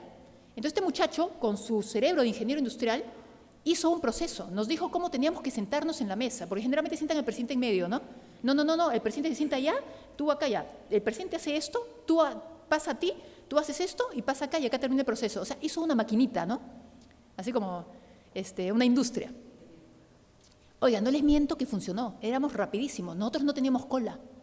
Entonces le decía, ya, vámonos, ya estamos acabando. Y le digo, oye, no, porque tú no puedes irte hasta que hayan votado todos los electores. Si falta un elector, yo no puedo cerrar la mesa antes de las 4. Entonces, la votación depende de a qué hora lleguen los electores. No depende si es más rápido o menos rápido con un voto electrónico, ¿no? Por ejemplo, eso me hace pensar que en el voto presencial también hay que decirle a la gente de qué hora a qué hora va a poder ingresar al sitio web para dar su voto, en el no presencial, si va a ser voto por internet. Y ustedes, imagínense que yo vivo en España y estoy 7 horas adelantada. Entonces, ¿a qué hora empieza para mí las elecciones? Porque no pretendo votar de madrugada, ¿no? También eso habría que evaluarlo. ¿Quién asegura la seguridad del voto? En el voto electrónico, ¿hasta cuándo será el Perú un país de idiosincrasia? Las máquinas españolas son las seguras. Yo creo que no podemos decir que ninguna máquina es 100% segura, tampoco podemos decir qué máquina es mejor. Nosotros tenemos que elegir aquella máquina que se adapte a nuestras necesidades. ¿Ya? Yo, por ejemplo, pudiera comprar un Porsche. Quiero un Porsche, pues un auto Porsche. La verdad, ¿de qué me vale tener un Porsche cuando de repente no me alcanza para mantenerlo? Y además no puedo correrlo porque cada 2 cuadras hay un semáforo o un rompemuelle. ¿Para qué quiero un Porsche? ¿No? Eso depende de las necesidades. Yo tengo un hermano que le encanta la música. Tiene unos buffers atrás en su maletera. Y yo, ¿cómo sé que mi hermano está llegando a la casa de mis padres? Porque retumban todas las lunas. Ah, llega mi hermano, ¿no? Y siempre me dice, ¿por qué no pones un super equipo en tu carro? Y yo, ¿para qué quiero? A mí es suficiente con lo que tengo para escuchar música. Depende de las necesidades, entonces. Entonces, acá tiene que haber un análisis de cómo vota la gente, cuáles son las expectativas de los votantes y de los ciudadanos en el voto electrónico. En base a esas expectativas, yo puedo decir qué máquina utilizo. Ahora, ¿quién asegura la seguridad del voto? Ahí viene un tema de elaborar protocolos o procedimientos. Antes del voto, ¿quién va a testear? ¿Va a haber representantes de los partidos que puedan testear previamente el voto? ¿Cuántas veces se va a evaluar los sistemas? Porque actualmente OMP hace que se evalúe su sistema de centro de cómputo, lo muestra, hay todo un piloto previo. Pero ¿cuántas veces se va a hacer para aplicar las máquinas? Si yo tengo, por ejemplo, ¿cuántas mesas de votación se forman en el país? No, yo la verdad no tengo ni idea de un número. Imaginemos que sean 500 mesas en todo el Perú. Por lo tanto, tengo que tener 500 máquinas de votación. Pregunta, ¿vamos a testear las 500 máquinas de votación o voy a hacer un muestreo? Solo testeo un 30% de las mismas. Esas son decisiones que se tienen que tomar. Pero ¿cómo aseguro? Antes de las elecciones. Probando el software, probando el sistema, probando las máquinas, probando la infraestructura, probando el envío de la información si va a ser por internet, probando el funcionamiento de las líneas. ¿Ok? Durante el voto se hace a través de las autoridades. Siempre está también Jurado Nacional de Elecciones, sé que Defensoría del Pueblo también está como veedor de las elecciones. Hay otros organismos que están de observadores. ¿Cómo va a ser el rol de ellos para garantizar también la seguridad de este voto electrónico? ¿Hasta cuándo será el Perú un país de idiosincrasia? Eso va a depender de cómo cambien los paradigmas. Ustedes saben que un paradigma son reglas, patrones que viven en nuestra cabeza, ¿no? Y nosotros vemos las cosas y actuamos en base a ese paradigma, en base a esa forma de pensar. Un paradigma antiguo era que la mujer no podía votar, ¿se acuerdan? Antes la mujer no votaba, solo votaba el varón, porque el paradigma era que no, pues la mujer no estaba capacitada para eso y por eso el hombre era el que tenía que cuidarla y solo él podía tomar decisiones. Cuando yo estaba en RENIEC, al menos hasta el 2006 que he estado, me acuerdo en los trabajos que hicimos para lograr que las mujeres, sobre todo en zonas rurales, saquen DNI, vamos a decir, tuvimos un trabajo muy fuerte porque algunas mujeres, cuando iban a sacar su DNI, nosotros le preguntamos su nombre y el marido respondía, se llama Carmen, y ella no hablaba. Y había maridos que no querían que la mujer saque el DNI, primero porque decían que la mujer no podía sacar el DNI porque tampoco podía tener libreta militar, porque era solo para los varones. Y luego otros decían que la mujer no podía sacar el DNI porque si no se iba a ir de la casa, porque el DNI permite una vida pública y la mujer básicamente está en una vida privada. Para que vean cómo es, si tienen hijos, sobrinos, vayan un día a su colegio y esperen a la hora de recreo. Suena el timbre, ¿no? ¡Ring! Y entonces vean al grupo de alumnas. Las alumnas están todas en una esquina así. ¿No? Y los hombres corriendo por todo el patio. Si pueden, sacan una pelota de fútbol. El patio es de ellos, el patio es de los hombres. Eso, solo eso, ya les demuestra que tenemos una determinada idiosincrasia de cuál es el rol de los varones, que es más un rol público, y un rol de las mujeres, que es más un rol privado, que se siguen dando en nuestras estructuras, porque creo que no hay profesores que hayan dicho, en la hora de recreo va a haber actividades que los alumnos van a hacer, esta parte del patio será para las mujeres que van a practicar tal deporte, esto será para los alumnos, los varones que practicarán acá. Nadie piensa en eso. Eso significa que todavía tenemos paradigmas en nuestra cabeza. Esta idiosincrasia, toda sociedad tiene idiosincrasia y cultura, tiene derecho a pensar de la manera que piensa. Otra cosa es cómo se va adaptando a las nuevas experiencias, a los nuevos cambios, ¿no? Como le decía esta señora con su pollera que tenía atrás su yigya y de repente, ¿y qué le pasa a la señora, no? ¿Tiene epilepsia? No, saca el celular. ¿Ok? Eso es lo que va a hacer que vayamos cambiando los paradigmas. ¿Cuánto de inversión costaría para implementar este sistema de voto electrónica con la garantía de un ISO internacional? A ver, ¿cuánto de inversión se tendría que hacer en el sistema de voto electrónico? Yo no tengo una idea. Recuerdo que alguna vez estuve en el Congreso de la República el día de la sustentación del presupuesto de RENIEC y había acudido también en ese momento la que fue jefa de OMPE, Magdalena Achu, y ella estaba pidiendo algo de 12 millones para este proyecto de voto electrónico en ese momento. Si mal no recuerdo, si no, la memoria no me juega mal. Pero creo que es OMPE el que tiene que evaluar esos cálculos y ver cuánto va a costar. Además, ojo, ya tenemos cosas avanzadas. OMPE ya ha hecho programas, ha hecho pilotos, se cuenta con algunos equipos, ¿no? Y el tema de la norma ISO, le voy a decir que no son gastos fuertes el tema de la norma ISO. El tema de un sistema de gestión de la calidad implica saber cuáles son los procedimientos que se aplican. Por ejemplo, procedimiento para colocación del padrón electoral en el software o en la máquina, en la PC, que va a tener el miembro de mesa. ¿No? Procedimiento para colocación del software de votación en la máquina de votación. Y es simplemente, ¿verdad? ¿No? El software será copiado en un disco. Quien lo copie verá que el disco está en blanco. 2, la copia será transmitida de tal puerto USB a tal puerto USB, etc. O sea, son los pasos que uno tiene que hacer. Okay. ¿Y eso quién lo hace? La propia institución. En este caso serían nuestros amigos de OMPE. Ellos lo hacen. Lo único que tienen que hacer es buscar a quién les va a certificar con este sistema ISO. Si mal no recuerdo, es una empresa que se llama SGS. Van y postulan y dicen, señores, quiero participar, quiero que ustedes me certifiquen. Entonces, estos señores ponen a unos auditores que comienzan a evaluar el proceso, preguntan a la gente cómo es el proceso. Eso es lo único, digamos, que costaría, que tampoco es muy caro, y los certifican. Luego, cada año, OMPE va a tener sus propios auditores internos que van a hacer auditorías internas. Y cada 3 años, creo que son, sí, cada 3 años me parece que se va renovando el certificado con auditores externos. ¿Ok? Pero no son costos muy altos, al menos en lo que se refiere a la implementación de un sistema de gestión de la calidad. ¿Podrían las personas ver, chequear, testear, por ejemplo, cada media hora los avances de los votos? Un sistema de voto electrónico sí permitiría eso. Sí permitiría eso. Porque si yo tuviese una máquina de votación que está colocada en línea en la red y cada voto que se emite viaja el voto, viaja la información inmediatamente al centro de cómputo, yo puedo tener información en línea. Totalmente, sí se puede. La pregunta es, ¿sí? ¿Se debe? ¿Es correcto? Imagínense que yo estoy en un partido que va perdiendo y de repente entro a la web y veo que voy perdiendo, en ese momento me boicoteo las elecciones. No sea, supongo, perdón, ¿no? Claro, o va a ser público. Y lo otro, que puedes orientar al voto. ¿Quién va ganando? Ay, ¿para qué voy a perder mi voto? ¿Voy a votar por fulanito que va ganando o voy a votar por el que va segundo para que no gane el primero? Uno nunca sabe lo que la gente piensa, porque finalmente las elecciones son competencias y la verdad pues que en el calor de la competencia uno también piensa, ¿y yo cómo colaboro, no? Entonces, yo personalmente considero que no debería permitirse que el voto se vea en línea paso a paso.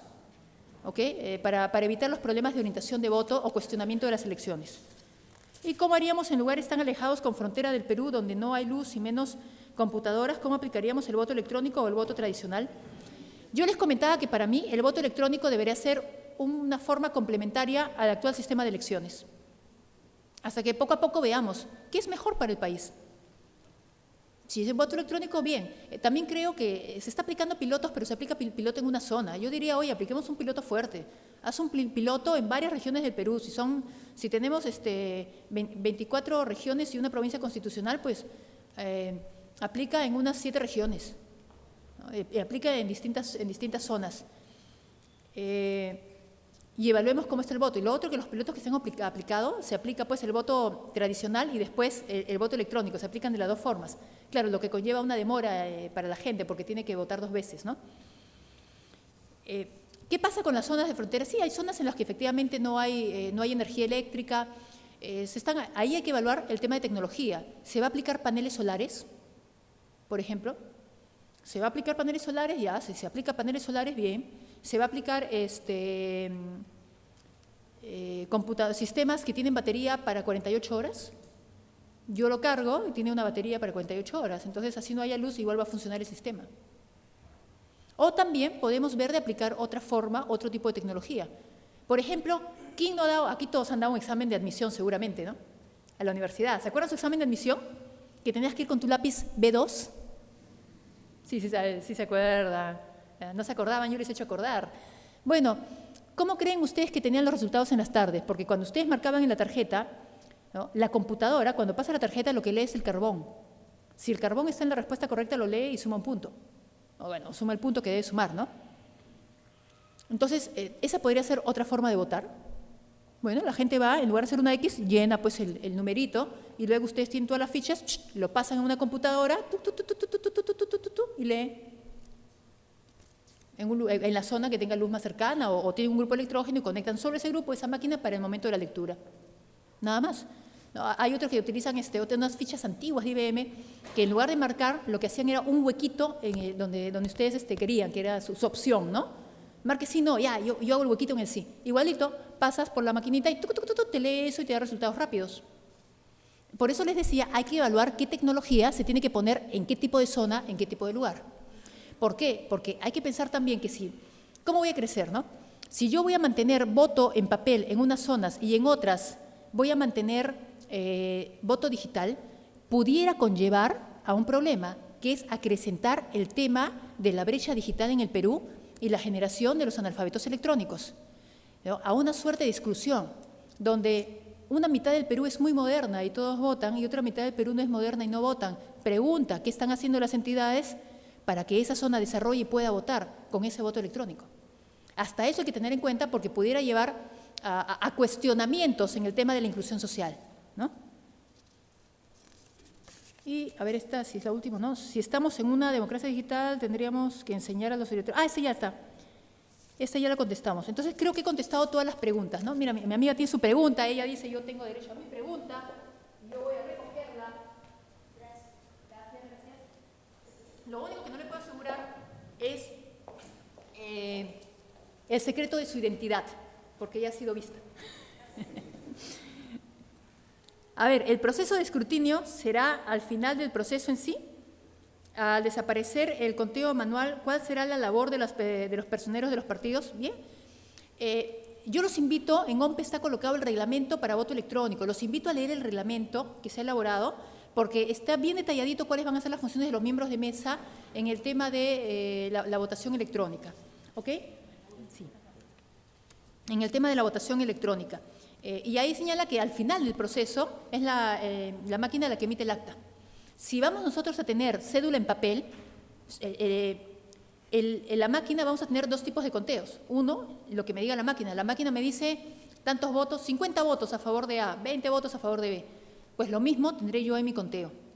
Es decir, la máquina me va a servir como una validación, una reconfirmación de los resultados, porque también contando también a uno puede ver mal o se le puede pasar un voto, ¿no? Eso que yo voy contando en papeles y me pegan los papeles, ¿no? Pero, oye, no, a mí me salen 299 electores y eran 300, pues la máquina dice que ya me dio los 300. ¿No? Entonces, todo va a ser siempre al final, al cierre del proceso de elecciones. ¿Y cuál va a ser la labor de los personeros de los partidos? La misma, garantizar las elecciones, solo que los conocimientos que van a tener van a tener que modificarse un poquito, adaptarse sobre su participación en un tema de votación electrónica. Yo creo que los personeros pueden, junto a los miembros de mesa, verificar cómo está la cámara secreta. Y cada cierto tiempo lo hacen. ¿Por qué? Porque ¿qué pasa si yo entro a votar y escribo, vota por, ¿no? Tengo que estar evaluando que no haya nada escrito ni nada que oriente el voto en esa cámara secreta. Entonces, seguramente también van a tener que hacerlo al sistema de votación, o cada cierto tiempo estarán pidiendo que se reinicie o que se demuestre que el sistema está funcionando correctamente. Por ejemplo, ¿no? Tendríamos que evaluar también esos temas, ¿no? Y en zonas lejanas que no cuentan con la posibilidad de conexión por diversas causas, ¿cómo se considera sus votos si son tan pocos y siempre un porcentaje mínimo y se convierten en no muy significantes? ¿Para qué serviría si no hay la posibilidad de incluirlos en la decisión del voto? Muchas gracias por esta pregunta que me permite dar a conocer una realidad que no solo tiene que ver con el voto electrónico, sino con las actuales elecciones. Y es que efectivamente existen zonas donde hay muy poca población. Entonces, ¿qué es lo que hacen, no? Se juntan a varios centros poblados que estén cercanos y se pone una mesa, pero todos tienen que llegar a la zona.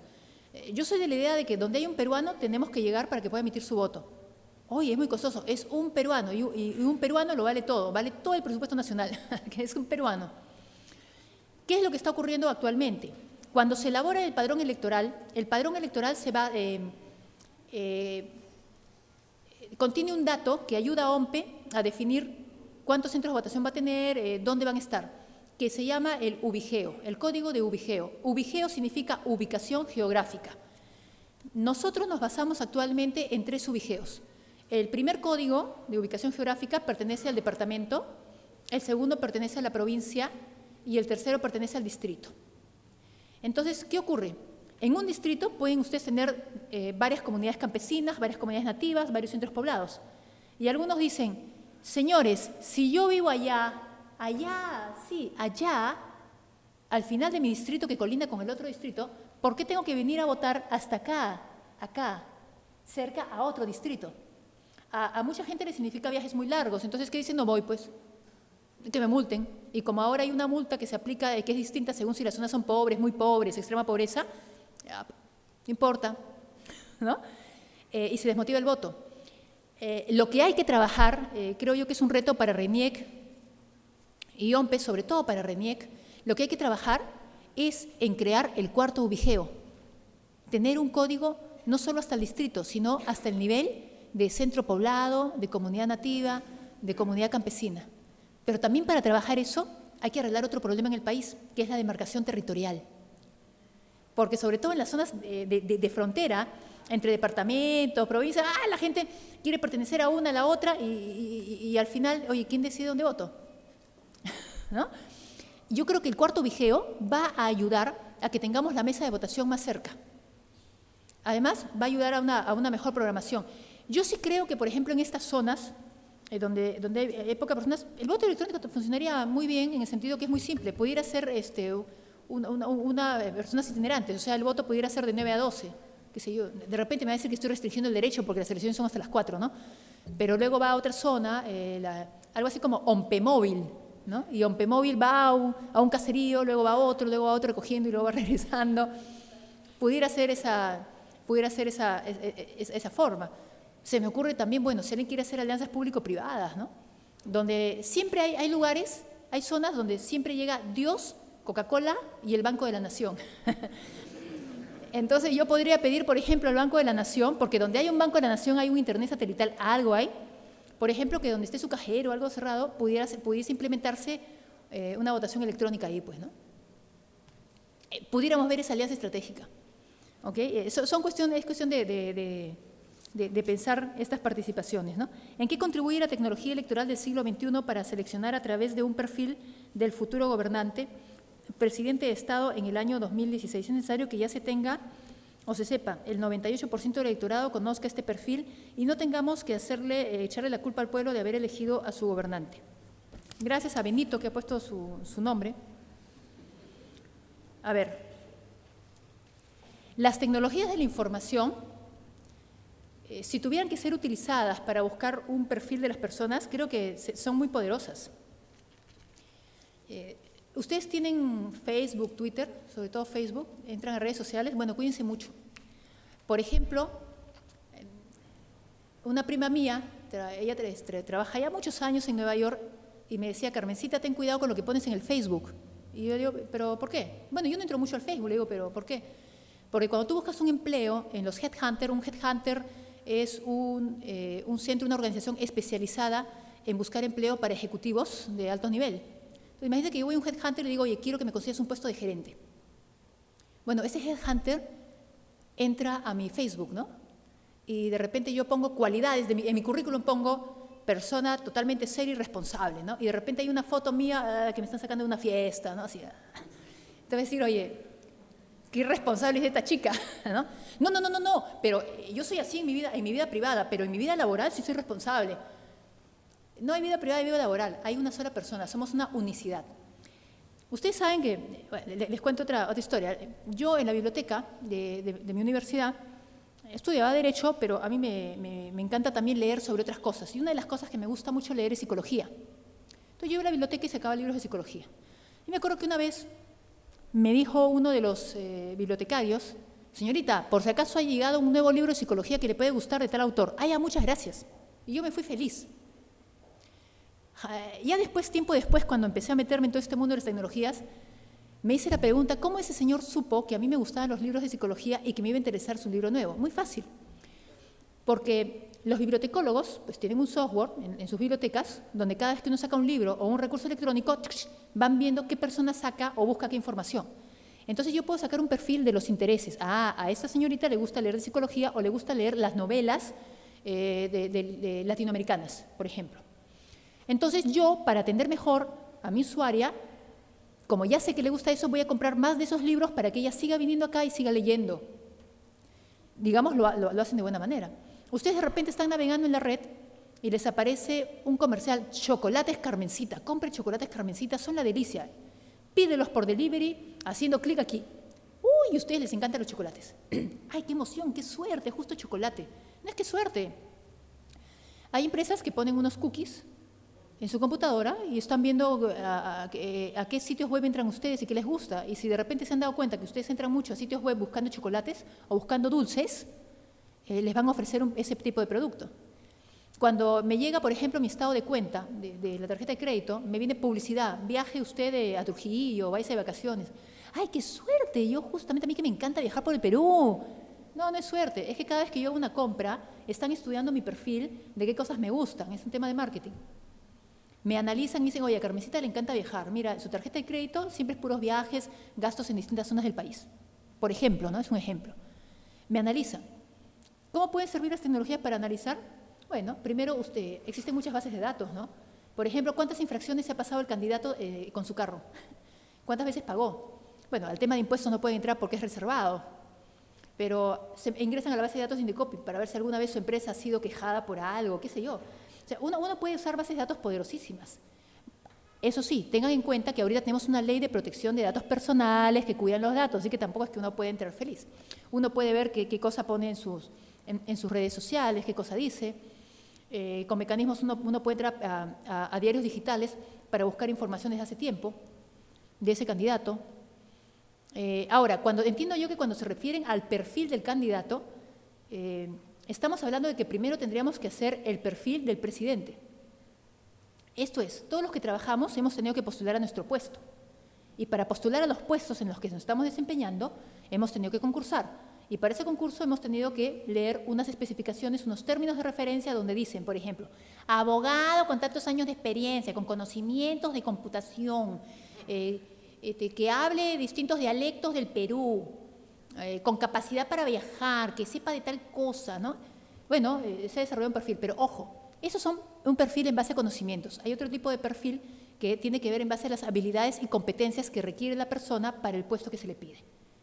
Por ejemplo, capacidad de monitoreo, o sea, de hacer seguimiento a las cosas, de estar detrás de las cosas, trabajo en equipo. Porque si yo trabajo solita, no escucho a nadie, pues, pero trabajo en equipo es como motivo.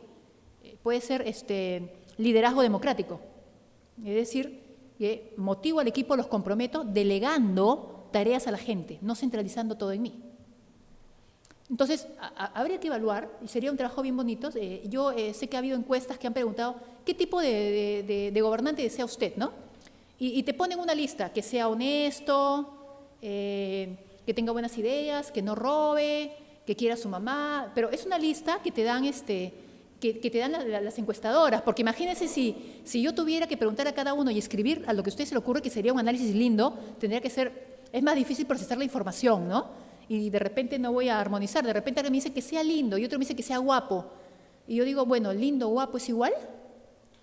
Por eso es que las encuestas muchas veces le ponen a ustedes opciones, con lo cual ya están cerrando el número de características. Tal vez sea, yo creo que este es un trabajo lindo de tesis, sobre todo que quienes estén estudiando ciencias políticas, sobre cuál debería ser el perfil de nuestros gobernantes. No es lo mismo un perfil de una persona que va a ser alcalde, que tiene que ver a la ciudad como un todo y tal vez trabajar a un nivel más micro, a alguien que va a dirigir un gobierno regional que tiene que tener una visión más macro, o alguien que va a tener una visión, va a postular un cargo nacional, donde no solo tiene que tener una visión macro, sino la capacidad de construir escenarios a futuro. Entonces, habría que evaluar, de acuerdo al tipo de cargo, cuáles serían los perfiles, y en base a eso, pues las tecnologías pudieran ayudarnos a obtener información de ellos, ¿no? Siempre cuidando los datos personales. Eso es todo por hoy, queridos amigos. No hay ninguna pregunta más. Muchas gracias por asistir a este martes electoral. Agradecemos la brillante exposición de la doctora Carmen Velarde. Les agradecemos a ustedes su gentil asistencia. Por favor, les recordamos que las personas que no hayan firmado la asistencia, acérquense a la mesa a firmar, ya que se cuenta para la entrega de los certificados correspondientes. Muchas gracias, los esperamos el martes que viene. Gracias.